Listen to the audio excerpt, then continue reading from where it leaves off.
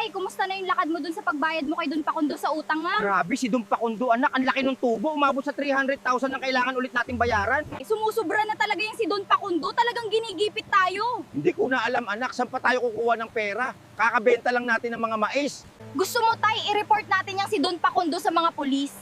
Wag na, anak. Kasi sa tingin ko, hawak niya yung mga pulis dito sa atin. Huwag ka na mag-alala tay, may solusyon na ako para makakuha tayo ng 300,000. Paano, anak? At ano naman ang gagawin mo?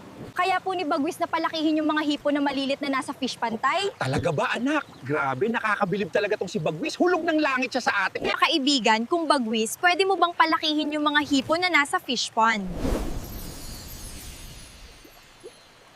Tingnan mo tay, ang lalaki na ng mga hipon na. Grabe, anak, ang lalaki nga agad ng mga hipon. Siguradong mabibigat ang timbang nito kada piraso. Pumunta ka sa lugar nila, Nestor, at magmanman ka kung anong ginagawa nila doon. Tumawag ka kaagad sa akin at ipaalam sa akin kung anong ginagawa nila. Akala mo, Nestor, makakawala ka sa akin?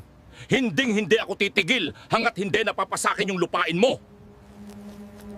Gagawa at gagawa ako ng paraan para maghirap ka at mapipilitan kang ibenta sa akin yung lupain na yan. Ipa-harvest na agad natin tay para maibenta agad gawad. Sige, anak. Magtatawag lang ako ng tutulong mag-harvest sa atin, oh. Grabe, ang bibigat na ng mga hipon nato tay. Pagkatapos natin mag-harvest, de-deliver ka agad namin to sa merkado habang sariwa pa ang mga hipon. Boss, nag-harvest sila ngayon ng mga malalaking hipon at plano nila dalhin sa merkado para ibenta. Magaling at tinawag mo agad sa akin yan. Tatawagan ko yung mga bataan natin mga pulis para harangin ulit yung kanilang ide-deliver. Hello? May ipapaharang ulit ako sa inyo sa daan. Tulad ng dati, ako na bahala sa bayad nyo.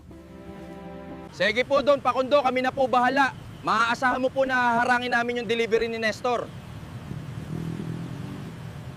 May haharangin na naman tayong sasakyan na may i-deliver sa merkado. Talasan nyo mga mata nyo at dapat hindi makalusot sa atin.